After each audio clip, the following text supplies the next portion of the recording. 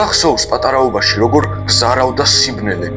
როგორ გეგონა რომ ოთახის კუთხეში დაკიდებული ტანსაცმლის ჩრდილი რეალური მონსტრი იყო. საწოლის ქვეშ ჩახედვა კი ნამდვილ საშინელებათა ფილმს გავდა. ახლა კი დაფიქრდი. დღეს, როდესაც შენ სახლში შუქი ითიშება, შენ უბრალოდ მშვიდად რთავ ტელეფონის ფანარს და აგრძელებ გზას.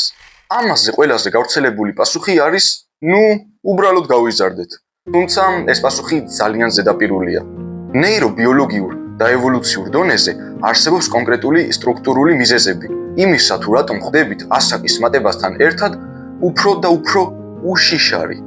მომეცი სულ რაღაც 5-10 წუთი და მე მარტივ ენაზე აგიხსნი იმ მექანიზმებს, რომლებიც ბავშვობის შიშებს უკვალოდ აქრობენ. მანამდე კი ჩემი თხოვნა იქნება, რომ გამოიწერო ეს არხი.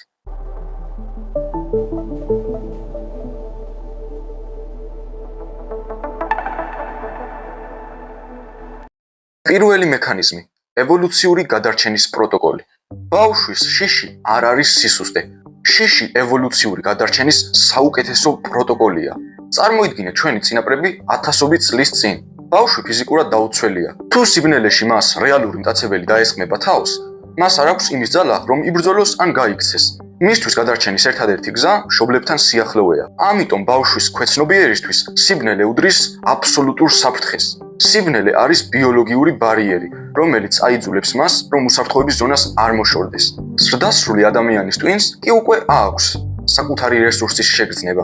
დიდი ადამიანის ქვეცნობიერმა იცის, რომ ფიზიკურად ძლიერია და საფრთხის შემთხვევაში ბრძოლა და გაქცევა შეუძლია. რადგან თავდაცვის რესურსი არსებობს, ტვინი განგაშის სიგნალს, ანუ შიშს, ბუნებრივად აქვეითებს. მეორე მექანიზმი – ტვინის ფილტრი, პრეფრონტალური ქერქი. ეს უკვე წმინდა წყლის ნეირობიოლოგიაა. საქმე ის არის, რომ ტვინში არსებობს პატარა ცენტრი, რომელიც გამოიმუშავებს შიშის სიგნალებს. ის ლოგიკას არ ემორჩილება, ის უბრალოდ პანიკას თესავს. მაგრამ ჩვენ გვაქვს მეორე ცენტრიც, რომელიც დაახლოებით მდებარეობს შუბლის წინა ნაწილში, აქ, რომელიც პასუხისმგებელია ლოგიკაზე და რეალობის გაფილტრაზე. საქმე ის არის, რომ ბავშვის ტვინში პრეფრონტალური ქერქი ბოლომდე არ არის განვითარებული. ეს ქერქი ბოლომდე მხოლოდ 25 წლის ასაკში ვითარდება. ამიტომაც, როდესაც ბავშვი უყურებს საშინელებათა ფილმს ან სიბნელეში უცნაურ ჩრდილს დაინახავს, მისი ამიგდალა ყვირის, რომ ეს რეალურია. ხოლო მის რაციონალურ ტვინს არ აქვს საკმარისი ძალა, რომ ეს ემოციური ტალღა დაბლოკოს. ბავშვისთვის რეალობა და ფანტაზია ერთმანეთშია არეული. ხოლო ზრდასრულის ტვინში ეს ფილტრი სრულყოფილად მუშაობს. როდესაც შენ უყურებ რაიმე საშინელებათა ფილმს, შენი ამიგდალა შიშის სიგნალს მაინც აგზავნის, თუმცა პრეფრონტალური ქერქი მას დაუყოვნებლივ ბლოკავს და გეუბნება: დაწყნარდი, ეს უბრალოდ ეკრანია, შენ უსაფრთხოდ ხარ. მესამე მექანიზმი – სტატისტიკური ბაზა. ტვინი მუშაობს სტატისტიკური შაბლონებით. ბავშვს აქვს ძალიან მცირე ცხოვრებისეული გამოცდილება. მისთვის ყოველი უცნაური ხმა, ხისჭრიალი, უცნაური ფორმა, სრულიად ახალი და პოტენციურად მომაკვდინებელი მოვლენაა.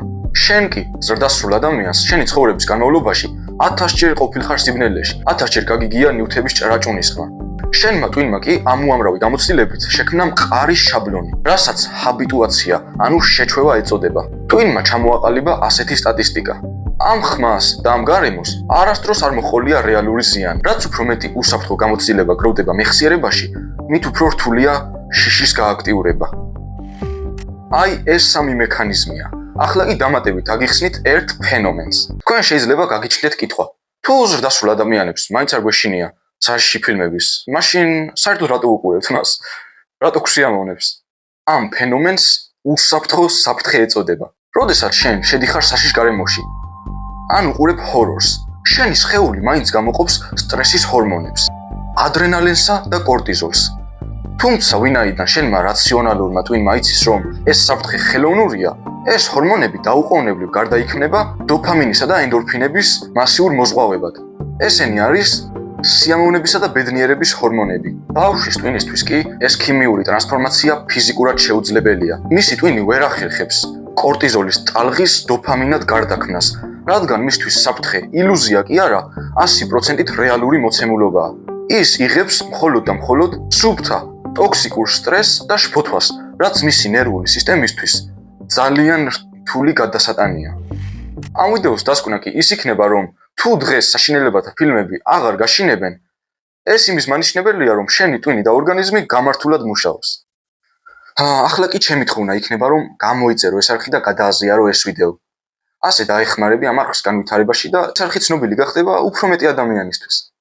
ახლა კი დროებით და გისურვებ თვითგანვითარებას.